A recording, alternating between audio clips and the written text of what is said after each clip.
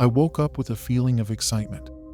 It was Mother's Day, and I was looking forward to spending the day with my mom. Since it was just us two, my parents were divorced, and I was an only child. I wanted to make it special. I had lunch and dinner all planned out for us, so I headed downstairs to prepare my mom a special homemade breakfast. As I headed downstairs, I spotted something at the foot of the stairs. A small package wrapped in pink paper with ribbon that caught my eye and a sticker with my name on it. I hurried over and carefully peeled away the wrapping. Wrapped inside was a vintage doll, its porcelain face frozen in a cold expression. With a slight smile, its delicate dress made of lace and silk. I gasped with slight terror. It had a freaky look to it. I let my fingers out to gently touch the doll's smooth surface. I could almost feel a sense of warmth emanating from it.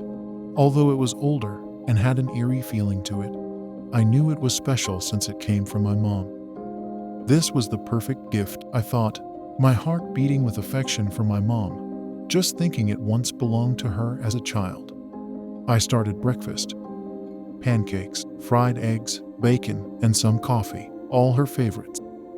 She walked into the kitchen as I was wrapping up the cooking, with a huge smile on her face. I turned over towards her and rushed over wishing her a happy Mother's Day and thanking her for the doll. She let out a light giggle. "You're welcome, my love.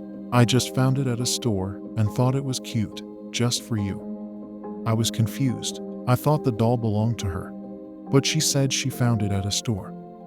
A doll this old? Maybe she got it from an antique store. I didn't question her about it and went about the day, catering to her on this special day. The day went on, and I had made reservations for us at a steakhouse at 8 p.m. We both went on to start to get ready. I brought the doll up to my room, laying her on my bed for the time being. I went into the bathroom and started the shower, prepping up for the dinner we had planned. As soon as I got out of the bathroom and walked into my room, my joy turned to confusion. The doll I had left laying on the bed was no longer there, but instead sitting up on a chair in the corner of my room. I swear, I had left the doll laying on my bed. I was so confused and shocked. At first, I just dismissed it as my imagination, or just being tired and confused from working long hours the last few days. We enjoyed the dinner we had, and I gave my mom a little bracelet with my initials on it. She loved it, lightly giggling to herself as she put it on. But something just didn't seem right. After placing the bracelet on her hand, she just kept staring at it, and I don't mean for just a few seconds. I mean for long periods of time, and just constantly giggling at it. At one point, she just stared at her bracelet for nearly 2 minutes, letting out a few giggles here and there. I was a little confused. "Hey Mom, everything okay?" The smile on her face quickly faded away as she looked up at me. "Yes, sweetie, everything is fine." I nodded and gave her a smile, looking back down at my dish to continue eating, glancing back and forth at her and her actions. But I just dismissed it. We headed home and straight to bed. All that food had tired us out. A few hours later, around 3 a.m., I woke up, extremely thirsty. I sat up in bed and reached over to the nightstand to grab my water flask. Groggy and disoriented, I blinked away my tired eyes as I looked in front of me in disbelief, my heart immediately pounding in my chest. To my horror, there she was. The doll standing at the foot of my bed, its glassy eyes staring back at me with an intensity that sent shivers down my spine. The room is dark, with only a small night light from the corner of the room casting shadows on the doll. I yelled out as loud as I could, kicking the blanket off of me and running out of my room towards my mom's room. "Mom, the doll, it was standing in front of my bed." My mom quickly got up from bed, seeming disoriented and surprised at my sudden screams. "Wah, huh, Ella, what are you talking about? It's a doll. Dolls don't just walk around." "Mom, I swear, it's standing there. Please come see." We both made our way back to my room, letting her lead the way. She flicked the light switch on, and there she was. The doll was still standing there in front of my bed, just as I had explained. See, I told you, it's right there. My mom just giggling again and walking over towards the doll, picking it up and cradling it like a baby. Ella, you probably just forgot that you put her there. It's okay, sweetie. You were probably just tired. It's all fine. Sometimes we do things and forget about them, my love. She then places the doll on the chair in the corner of my room and tells me to just sleep it off before walking back to her room. She closes the door behind her, and I turn towards the doll, still scared out of my mind, thinking to myself, what the heck is going on? I walk over to the doll and pick it up, placing her inside my closet and closing the door. Even if it was my imagination, I knew for a fact I didn't want this doll anymore. But I really didn't want to hurt my mom's feelings, since it was a gift from her. So I just put it away. That was just the beginning of the madness. The next day I got up and got ready for work. I was working a double, so I had to leave early and wouldn't be back until late in the evening. I went downstairs and bumped into my mom, pouring coffee into a mug. Good morning, Mom, I'm heading out. As I made my way into the kitchen with her to grab a protein shake. But she didn't respond, just continuing to pour the coffee into the mug to the point that it began to overfill and spill onto the counter. Mom, careful, it's hot. I rushed over and put my hand on her shoulder. She jumped up as if I scared her. Then she turned to me. Good morning, sweetie. I'm heading out to work too. Love you. I was shocked, debating whether to leave for work or stay and talk to her, since she hasn't been acting like herself lately. But knowing I had spent a lot of money on that bracelet, the need to work was a priority. My shift ended, and I headed back home that evening, completely drained. I just rushed up the stairs to my room and slowly opened my room door. Then I froze in place. There it was once again, the doll standing in the middle of my room, staring back at me with a cold, sinister expression. I dropped my bag to the floor, my heart pounding as I let out a yelp. No. I stepped out of the room and ran straight to my mom's room, now with a rush of anger flowing through my body. Mom, have you been moving the doll around? I asked with a stern voice, her brow furrowed in concern. She giggled to herself. Why would I do that, sweetheart? You must be imagining things. But I wasn't convinced. Imagining things? Why would she keep pushing that I'm imagining things? There was something off about the way she avoided my gaze, a flicker of guilt in her eyes that she couldn't quite shake off as she laughed to herself. I just shook my head and went back to my room. I grabbed the doll and put it in my mom's room. Look, I'm just going to leave the doll in here with you. I appreciate the gift, really.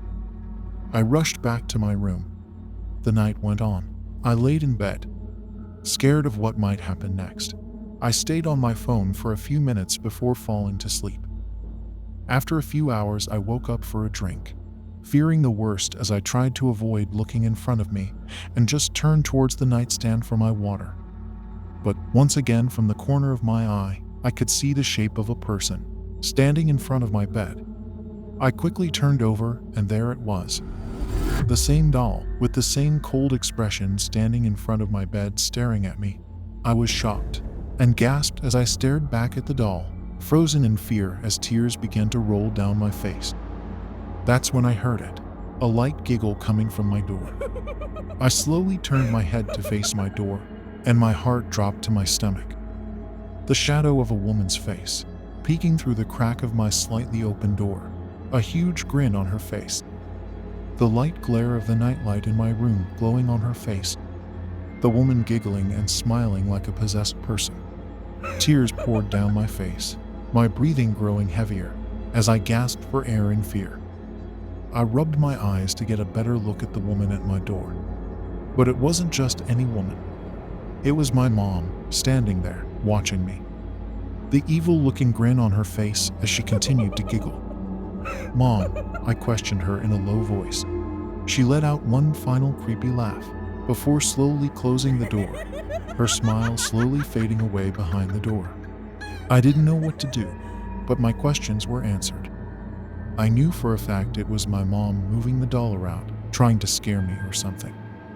But I put the doll in the closet again, locked my room door, and sat up in bed. I couldn't sleep the entire night, so I stayed awake and just sent a text to my aunt, who just lived a few blocks away, and briefly explained what had been happening the last few days. The next morning, I was determined to confront my mom about the situation. But as I left my room to confront her, she had already left for work. The doorbell rang just a few seconds later, and it was my aunt. I opened the door and hugged her, tears rolling down my face as I explained everything that happened in full detail and more about the creepy doll. My aunt had a stack of old pictures with her and showed them to me. "Is that the doll you're talking about?" My eyes widened as I saw the picture. My mom as a young girl, ranging from 10 to 17, holding that same doll she gave me a few days ago. "That's the doll, yeah. But she told me she got it at a store. She never told me it was hers." Chills running down my spine. "Your mom used to be so obsessed with that doll. She said it was like a daughter to her. She would always place her in the weirdest places throughout our house just to spook us. I never knew why, until your grandma got mad at her and put that doll away in the attic years ago. I'm assuming she found it again from what's going on." As the pieces of the puzzle began to fall into place, I realized the horrifying truth. The doll was not the one moving of its own accord. It was my own mother, doing the exact same thing she did to her family growing up. My aunt then began to tell me how the last few months my mom had been acting off and telling her that she'd been visiting doctors and specialists because she wasn't feeling herself. That's when my aunt told me that she was going through some type of psychosis episodes with me. She told me she was given medication, but was refusing to take it, thinking the doctors were trying to poison her. And we assumed that after finding that doll, it triggered the psychosis episodes in some way, driven by traumatic events of her own childhood. I didn't quite know how to handle this. My loving mother, she never had acted this way before. I spent the whole day while she was at work researching her medications and her condition, doing my best to wrap my head around it. I came up with a plan and told my aunt, "Don't judge me for this. I just needed to get my mom the help she needed." We all sat down together and talked about it, and my mom agreed that she needed the help. So we all decided to check her into a psychiatric hospital. We drove her there one day and walked her inside, without her asking any questions. I sobbed as we drove away that day, not quite believing that my mom has to go through that. Once I got home, I didn't waste a second in throwing that doll away. It's been a few weeks, and my mother is still there. I get some sporadic updates on her status from her doctor, but not much more than that. I don't know if she will ever actually help her get better, but I hold on to hope. I can only hope that once she leaves, she doesn't come after me for getting rid of the doll. The doll that started it all.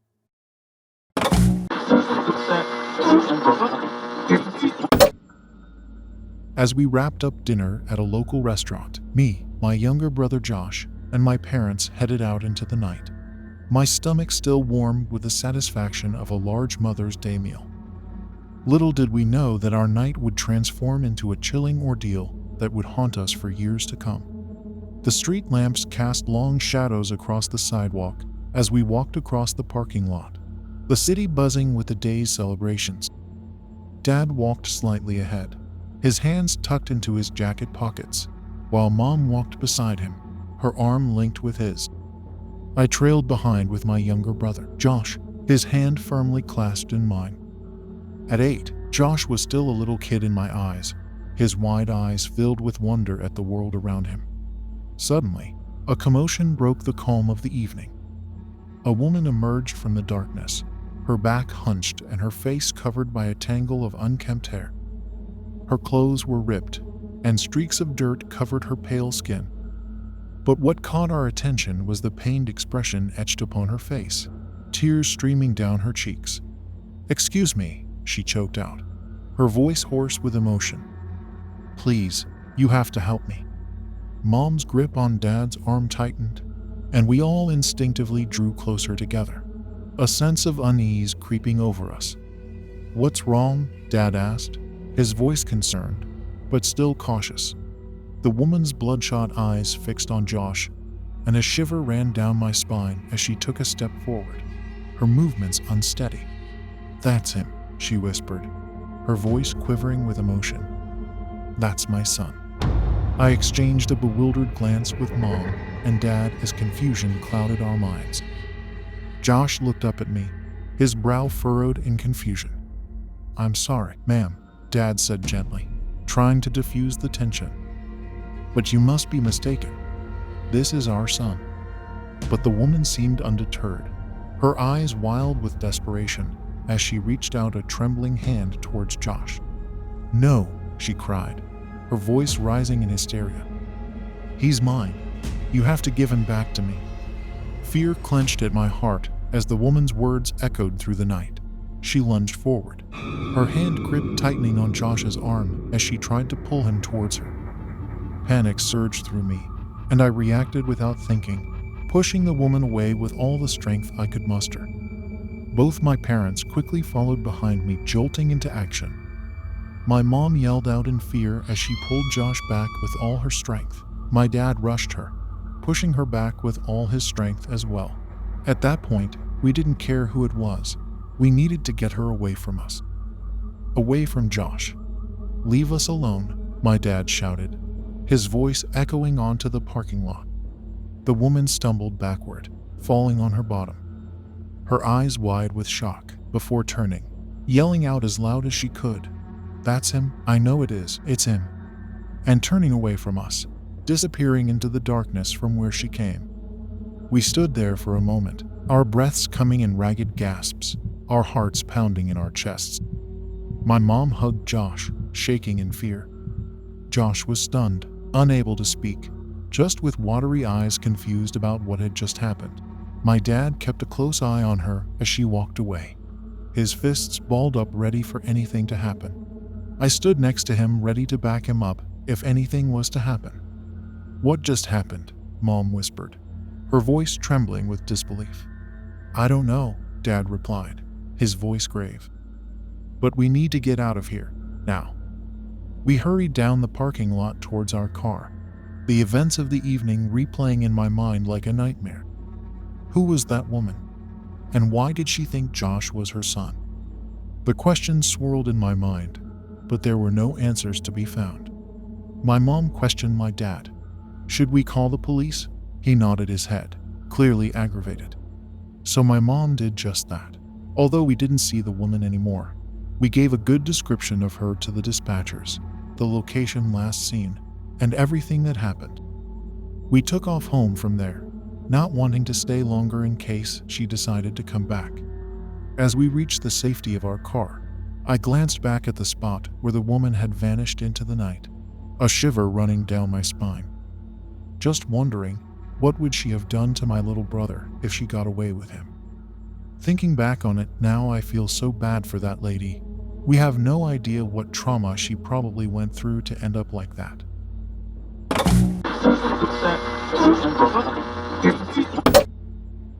I had always believed that family was supposed to be a source of love and support, a safe haven in a world filled with chaos.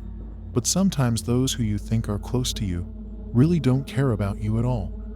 My mom passed away around 8 years ago due to illness, and after a few years my dad met someone new, Claire. They got married just 2 years ago, and she moved in with us. She also has a daughter from her previous marriage. I won't say her name just for privacy. At first, Claire seemed like such a sweet person, showering me with gifts and compliments. But after a few months of them moving in, she slowly started to change.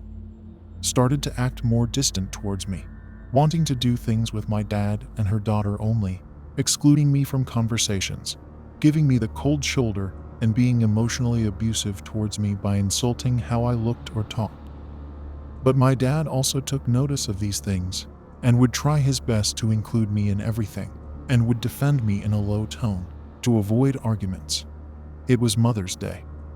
Of course I gave Claire the traditional, "Happy Mother's Day," saying and a hug. But I couldn't shake the feeling of dread that washed over me like a tidal wave.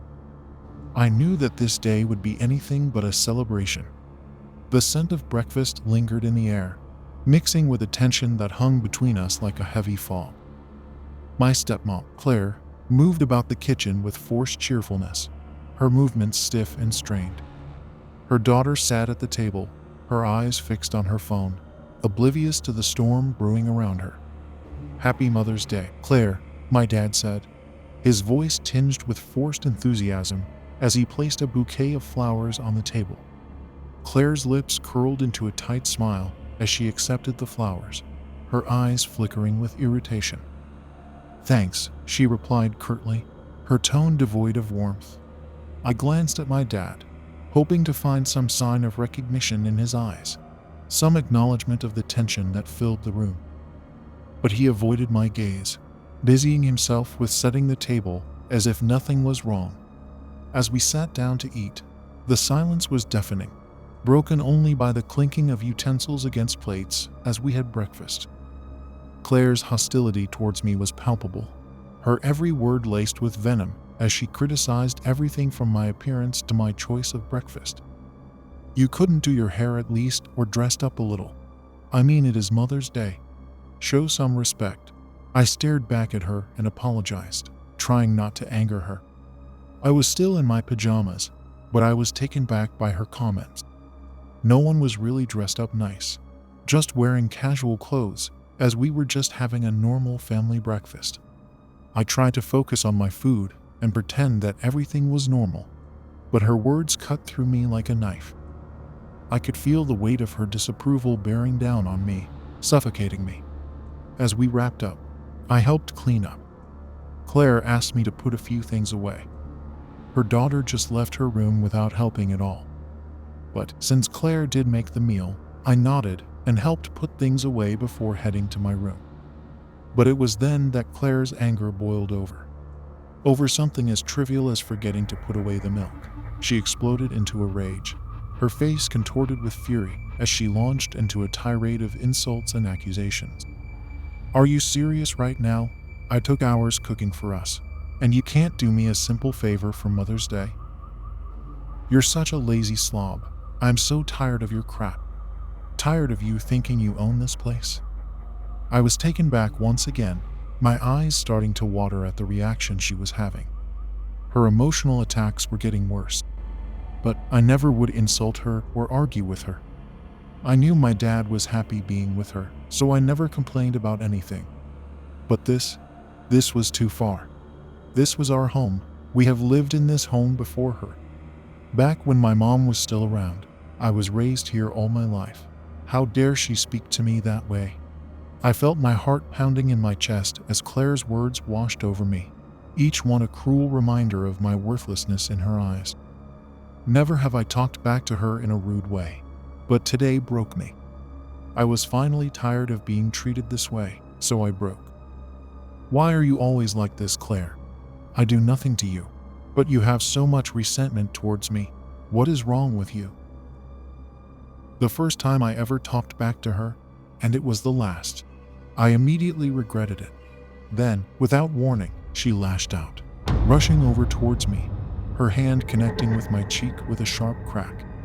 She slapped me with full force across the face, causing me to stumble back and crash my back against the wall. I immediately wrapped my hands around my face in pain, letting out a sharp scream. I looked up at her, her face red in anger. Her eyes seemed fueled with hatred, the look on her face of a bitter woman.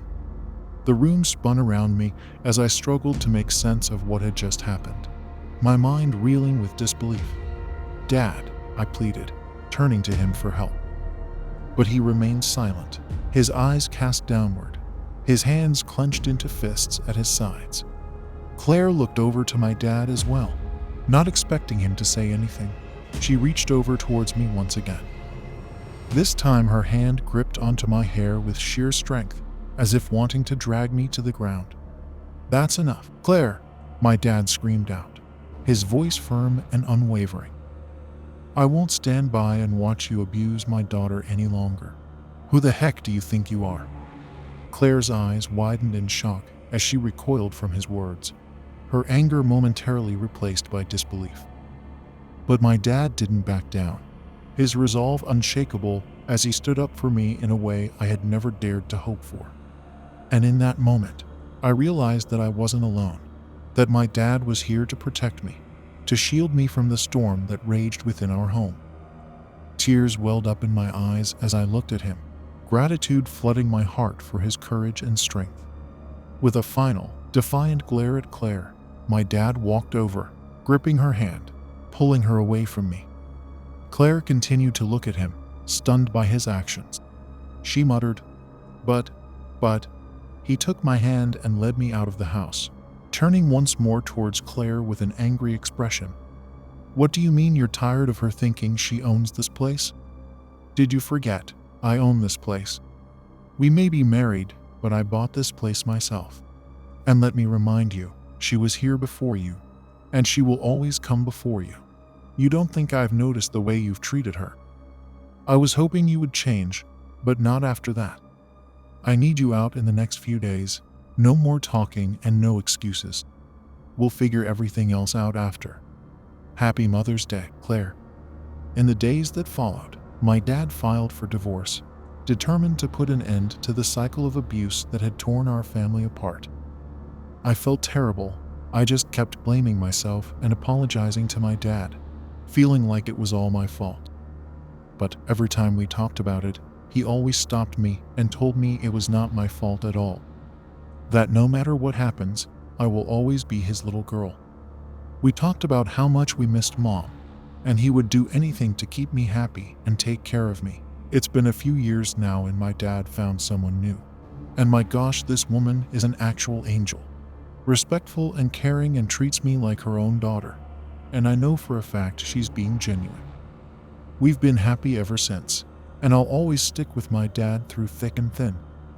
I guess that is the Mother's Day where I learned that while I was appreciative of any good mother figure my dad chose to bring around, he was the one who I owed my Happy Mother's Day to.